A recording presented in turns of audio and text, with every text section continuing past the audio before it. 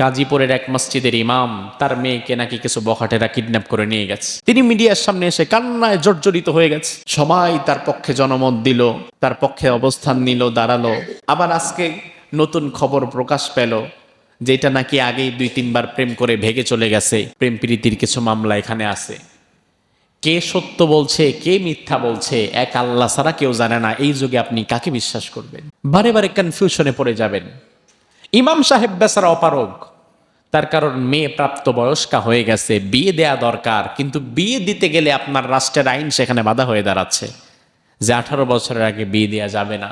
সেখানে ইমাম সাহেবের মেয়ে পর্যন্ত প্রেম করে ভেগে চলে যাওয়া লাগে। কোন পর্যন্ত ফিতনা চলে গেছে যে ফিতনার মধ্যে গোটা জাতি আক্রান্ত হয়ে পড়ে আছে। আপনি বাবা, আপনার সন্তানকে নিয়ে আপনি চিন্তা করেন।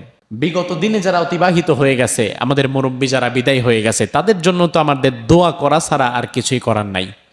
কিন্তু আমাদের চিন্তার জায়গা হচ্ছে আমাদের পরবর্তী প্রজন্ম। আমাদের চিন্তার জায়গা হচ্ছে আমরা যারা মরে গেছে তারা না। আমাদের চিন্তার জায়গা হচ্ছে আমাদের নিজেদেরকে জাহান্নামের আগুন থেকে বাঁচাতে হবে, আমাদের পরবর্তী প্রজন্মকে জাহান্নামের আগুন থেকে বাঁচাতে হবে। আপনার কাছে মনে হতে পারে যে হুজুর, আমরা তো মধ্যযুগ পার করে ইতিহাসের ভাষায় জাগতিক ইতিহাস আপনাকে ক্লাসে পড়াবে যে বর্তমান যুগ হচ্ছে আধুনিক যুগ। কয়েকশো বছর আগে আমরা পার করেছি মধ্যযুগ, এর আগে ছিল আদিম যুগ। তো তাদের ভাষায় বর্তমান তো আধুনিক যুগ, লেটেস্ট। অথচ ভাই, আব্দুল্লাহ ইবনে মাসউদ রাদিয়াল্লাহু আনহু তিনি বলেন, ইন্নাল ফিতনাতা তাবদু ফি জিনাতিন ওয়া বাহজাতিন সুম্মা তানসরিফু আন কুসুফিন ওয়া ফাদিহাতিন। দুনিয়ার প্রত্যেকটা ফিতনা যখন আসে আলোক সজ্জা নিয়ে ঝলমল করতে করতে আসে, রূপ সজ্জার বাহার নিয়ে আসে। মানুষ সেই ফিতনায় হারিয়ে যায়, মানুষ তার ক্ষতির দিকগুলো বুঝে উঠতে পারে না। কিন্তু ফিতনাটা যখন বিদায় নেয়, মানুষ তখন ধ্বংসাবশেষ ছাড়া আর কিছুই দেখতে পায় না। আব্দুল্লাহ ইবনে মাসউদের 1500 বছর আগের কথা। এই সময়ে বসে হয়তো আপনি ফিতনাকে মিলিয়ে নিতে পারবেন, কিন্তু দিন শেষে আপনি একাকী চিন্তা করে দেখেন তো, এই দুনিয়ার এই সময়টা আমাদের কাছ থেকে কত কিছু কেড়ে নিয়েছে। আজ থেকে 30 বছর আগে ঈদের দিন মিনিমাম 15 জন 20 জন আত্মীয়র বাড়িতে আপনি যেতেন, সেমাই খেতেন, দেখা সাক্ষাৎ করতেন। 30 বছর পরে এখন সমাজের অবস্থা এমন হয়ে গেছে, ঈদের নামাজের পরে ঘরে ঢুকে ঘরের দরজা বন্ধ করে ঘুমানো ছাড়া আর আপনার কোনো কাজ নাই। আপনার পরিবারটাও নষ্ট করে দিয়েছে, পারিবারিক বন্ধন তো নষ্ট হয়ে গেছে, আত্মীয়তার বন্ধন নষ্ট হয়ে গিয়েছে, প্রতিবেশীর যে কানেকশন ছিল সেটা আজকে কোথায় গেল? আজকে গ্রামের চিত্রটাও তো ভিন্ন হয়ে গেছে। গ্রামের মাঝেও তো আজকে প্রতিবেশীর সেই আচরণটা আর পাওয়া যায় না। আজ থেকে 30 বছর আগে এক বাসায় ভালো কিছু রান্না হলে আরেক বাসায় পাঠিয়ে দেওয়া যেত। আর আজ এক ফ্ল্যাটে একজন মনে পড়ে আছে, গন্ধ বের হওয়ার আগ পর্যন্ত পাশের ফ্ল্যাটওয়ালা জানেও না। তাইলে আব্দুল্লাহ ইবনে মাসউদ যে বললেন, ফিতনা যখন আসে আলোক সজ্জা নিয়ে ঝলমল করতে করতে আসে, সবাই সেখানে গা ভাসিয়ে দেয়, কেউ সেই ফিতনাকে ধরতে পারে না, বুঝতে পারে না, কিন্তু যখন বিদায় নেয় তখন ধ্বংসাবশেষ ছাড়া কিছুই থাকে না। আব্দুল্লাহ ইবনে মাসউদের সেই হাদিসের বাস্তবতা আমাদের সমাজে আছে না নাই? ভয়াবহ কিছু বিষয় ভাই। এজন্য এই ফিতনাগুলো থেকে আমাদেরকে বেঁচে থাকতে হবে। ফিতনা যে কোন পর্যায়ে গেছে, সমাজের এমন কোনো মানুষ নেই যে নিজেকে ফিতনা থেকে বাঁচিয়ে রাখতে পারছে। কোন পর্যন্ত ফিতনা চলে গেছে। গাজীপুরের এক মসজিদের ইমাম তার মেয়েকে নাকি কিছু বখাটেরা কিডন্যাপ করে নিয়ে গেছে। তিনি মিডিয়ার সামনে এসে কান্নায় জর্জরিত হয়ে গেছে।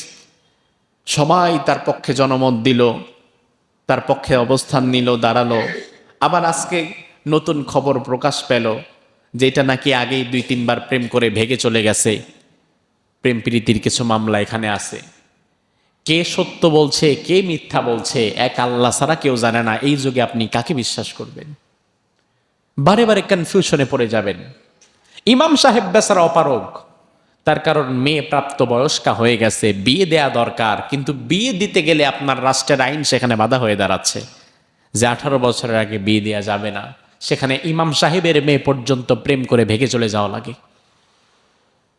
কোন পর্যন্ত ফিতনা চলে গেছে। যে ফিতনার মধ্যে গোটা জাতি আক্রান্ত হয়ে পড়ে আছে। আপনি বাবা, আপনার সন্তানকে নিয়ে আপনি চিন্তা করেন। বিগত দিনে যারা অতিবাহিত হয়ে গেছে, আমাদের মুরব্বী যারা বিদায় হয়ে গেছে, তাদের জন্য তো আমাদের দোয়া করা ছাড়া আর কিছুই করার নাই। কিন্তু আমাদের চিন্তার জায়গা হচ্ছে আমাদের পরবর্তী প্রজন্ম। আমাদের চিন্তার জায়গা হচ্ছে আমরা, যারা মরে গেছে তারা না। আমাদের চিন্তার জায়গা হচ্ছে আমাদের নিজেদেরকে জাহান্নামের আগুন থেকে বাঁচাতে হবে, আমাদের পরবর্তী প্রজন্মকে জাহান্নামের আগুন থেকে বাঁচাতে হবে। এজন্য আমার ভাই, যে ভয়াবহ ফিতনার কথা রাসূল সাল্লাল্লাহু আলাইহি ওয়াসাল্লাম হাদিসের মধ্যে বলেছেন, এই ফিতনা থেকে আল্লাহ সুবহানাহু ওয়া তাআলা আমাদেরকে হেফাজত করুক। আমরা বলি আমিন। আজকে যেই ফিতনার কথা আমি বিশেষভাবে উল্লেখ করব, সেটি হচ্ছে দাজ্জালের ফিতনা। কিসের ফিতনা? দাজ্জালের ফিতনা। দাজ্জাল পৃথিবীর সবচেয়ে ভয়ঙ্কর সৃষ্টি। আল্লাহ তাআলার সৃষ্টির মাঝে এর চেয়ে ভয়ঙ্কর কোনো সৃষ্টি আল্লাহ সৃষ্টি করে নাই। রাসূল সাল্লাল্লাহু আলাইহি ওয়াসাল্লাম দাজ্জাল প্রসঙ্গে সাহাবায়ে কেরামকে খুব বেশি বেশি নসিহা করতেন, খুব বেশি বেশি তথ্য দিতেন, খুব বেশি বেশি দাজ্জাল সম্পর্কে সতর্ক করতেন। রাসূল সাল্লাল্লাহু আলাইহি ওয়াসাল্লাম হাদিসের মধ্যে বলেন, লা ইয়াখরুজুদ দাজ্জাল হাত্তা ইয়াদহালান নাসু আন যিকরিহি ওয়া হাত্তা তাতরুকাল আইম্মাহ যিকরাহু আলাল মানাবির। ততদিন পর্যন্ত দাজ্জাল পৃথিবীতে আগমন করবে না যতদিন না পর্যন্ত মানুষ দাজ্জালের কথা ভুলে যায়, দাজ্জালের কথার মুখে মুখে স্মরণ করে না, এবং মসজিদের মিম্বারগুলোতেও দাজ্জালকে নিয়ে আর আলোচনা পর্যালোচনা হয় না। অর্থাৎ দাজ্জাল এমন এক সময় পৃথিবীতে চলে আসবে যখন মানুষ দাজ্জালের কথা বেমালুম ভুলেই যাবে, যখন মসজিদের মিম্বারগুলোতেও দাজ্জালকে নিয়ে আর আলোচনা হবে না, মুসল্লিরাও দাজ্জাল সম্পর্কে জানবে না, দাজ্জালের শক্তি, দাজ্জালের ক্ষমতা, দাজ্জালের ফিতনা, দাজ্জাল কিভাবে একজন ইমানদারের ইমান নষ্ট করবে, এই বিষয়গুলো আমাদের পরিপূর্ণ জানা থাকা দরকার আছে না নাই? এই বিষয়গুলো রাসূল বারবার বলে গিয়েছেন। রাসূল সহিহ মুসলিমের 2946 নম্বর হাদিসের মধ্যে বলেন, মা বাইনা খালকি আদামা ইলা কিয়ামিস সাআতি আমরুন আকবারু মিনাদ দাজ্জাল। আল্লাহ সুবহানাহু ওয়া তাআলা আদম আলাইহিস সালামকে বানানোর পর কিয়ামত পর্যন্ত পৃথিবীতে যা বানাবেন, যত ভয়ঙ্কর সৃষ্টি বানাবেন, যত ভয়ঙ্কর ঘটনা সংঘটিত করবেন, গোটা পৃথিবীতে কিয়ামত পর্যন্ত যত ভয়ঙ্কর সৃষ্টি হবে, যত ভয়ঙ্কর ঘটনা ঘটবে, রাসূল হাদিসের মধ্যে বললেন আকবারু মিনাদ দাজ্জাল, দাজ্জালের চেয়ে ভয়ঙ্কর আর কিছুই থাকবে না। তার মানে গোটা পৃথিবীর সর্বোচ্চ ভয়ঙ্কর সৃষ্টি হচ্ছে দাজ্জাল। কি কি? দাজ্জাল, যেটা আল্লাহ তাআলা ইমানদারের পরীক্ষার জন্য বানিয়েছেন।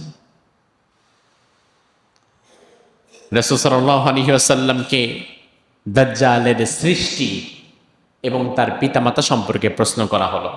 সুনানে তিরমিজির কিতাবুল ফিতানের 2248 নম্বর হাদিসে রাসূল বলেন, ইয়ামকুতু আবাওয়াদ দাজ্জালি 30 আমান লা ইউলাদু লাহুমা ওয়ালাদ।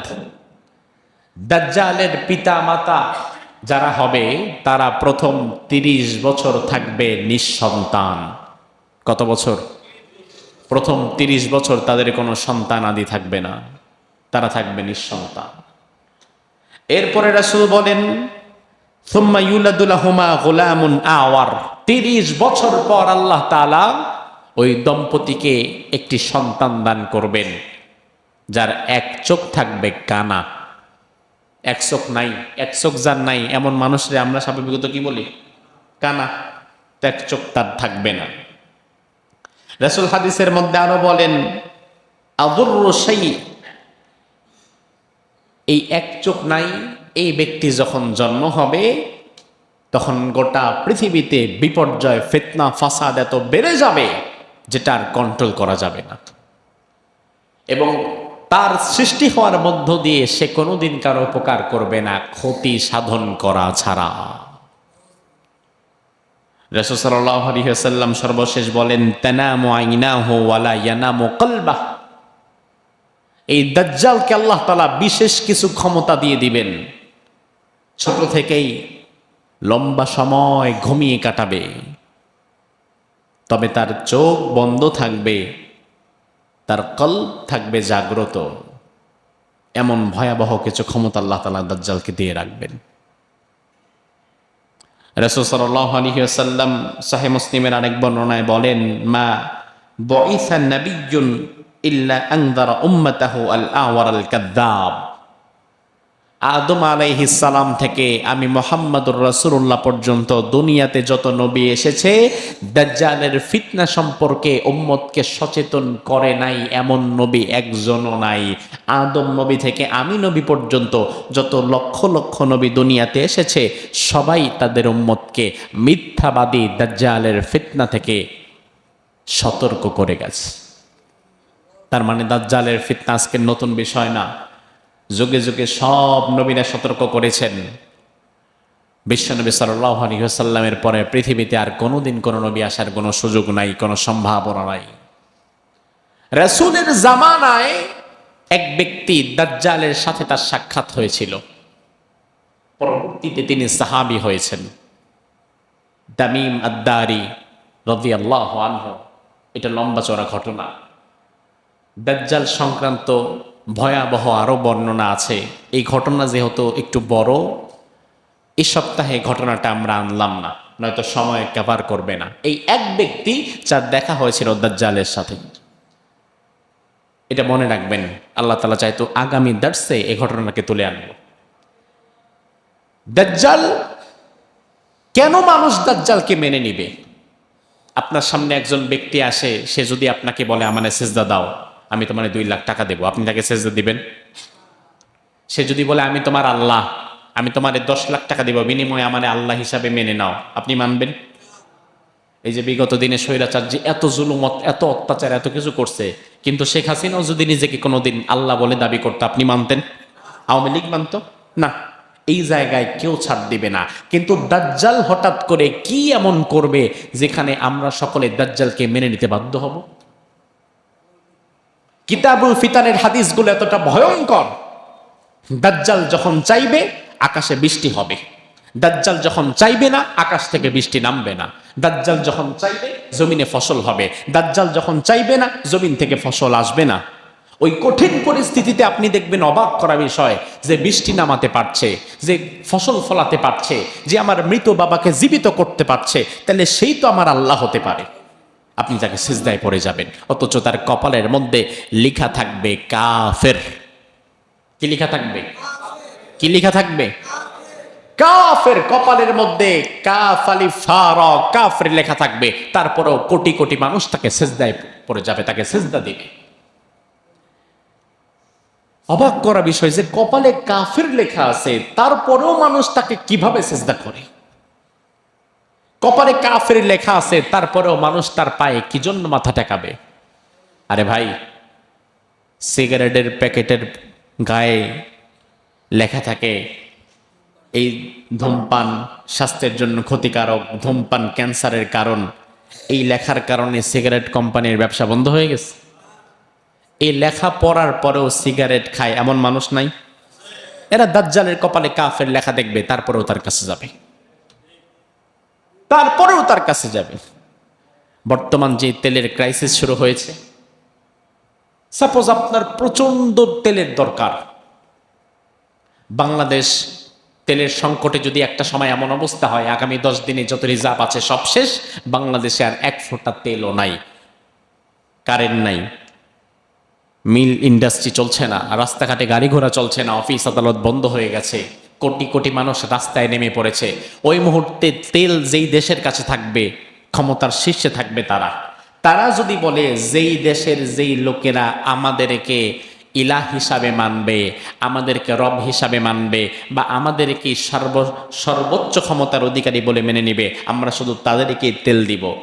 এমন একটা কঠিন পরিস্থিতির সৃষ্টি করে শুধুমাত্র যদি তেলের অফার করা হয়, তাইলেই দেখবেন মুহূর্তের মধ্যে 18 কোটি বাঙালির কয় কোটি সেখানে ঈমান হারা হয়ে যায়। কয় কোটি সেখানে ঈমান হারায়। আর দাজ্জাল যখন আসবে, গোটা পৃথিবীকে সে তার হাতের মুঠোয় নিয়ে ফেলতে পারবে।